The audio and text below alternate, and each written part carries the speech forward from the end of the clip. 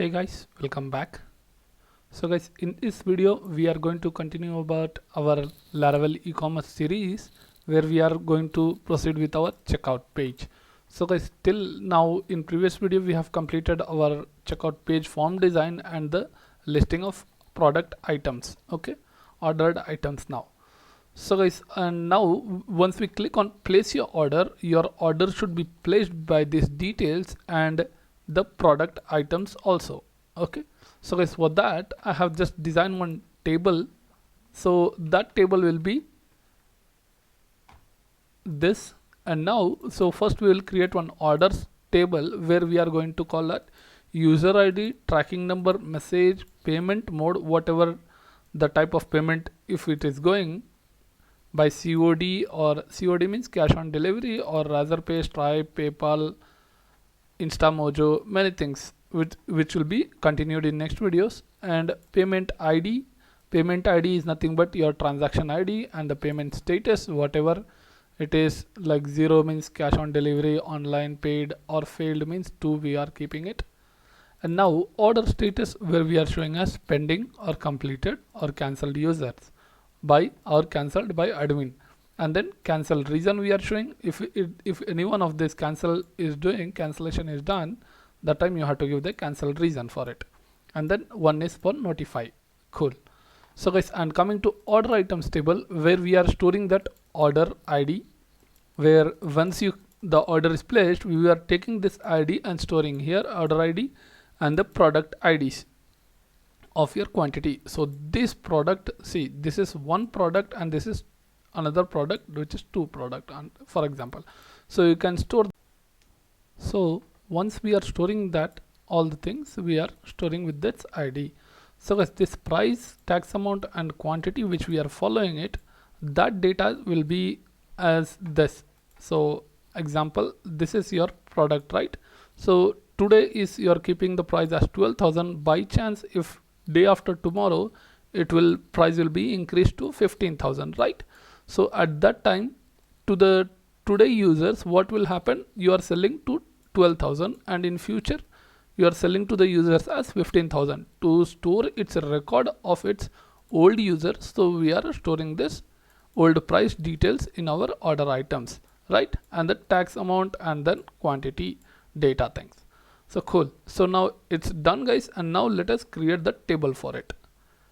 So let's get back and let's start the coding for it.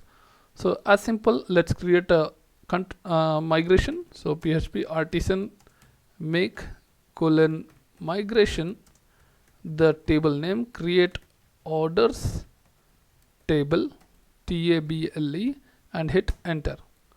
So our table is created now. So let's click on database migration, where you can find orders table.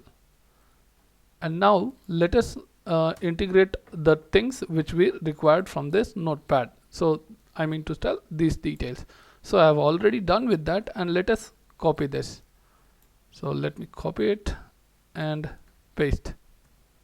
That's it. So done. And now guys, what we have to do is about creating the second item table, the order table, which is order items. So let us copy that and paste. So let's hit enter. PHP artisan make migration, where we are going to create order items table and hit enter. So now our order items table also is created. So guys, now let's copy and paste our requirements which is available into this. Okay, so guys, now let us create a space and start with this. So I have already done with that, so let me just copy it, and here it is. So let's paste that. Done. As you can see, order ID, product ID, these things are available. And now guys, let us migrate these two tables into our DB. So now let's hit the command PHP artisan PHP artisan migrate. So let's migrate the data. So your tables is migrated now into your DB. So let us just check. So there are no order tables right now. Let me refresh and see what happens. Fab cart, where you can check. Let me click on Fab cart. Here it is, order and order items. So let us check on orders, where you can find that the tables are integrated. Cool.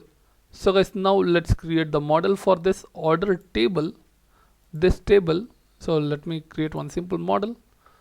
PHP artisan make model, where we are going to call our models folder and then order file. Okay, and let's hit enter, and our order table will be created successfully. So as you can see in our app models, where we are storing order.php file is created. So our model is created now, and here we are going to call our columns. So this I have already copied that, written that, and let's copy and paste. So guys, as you can see that the table name has been called and the fields of it also it's called. So orders table, and it's all its fields done. And we are not making order items table because we don't require right now. So in next video we will continue with that also when we required it. Okay, so let me just close all the files. And now guys, as you can see that we are on the checkout page. So we have learnt about that migrations to create and manage order table. So let us see in next video about once you click the order should be get placed. So thank you for watching this video. Please continue in next video.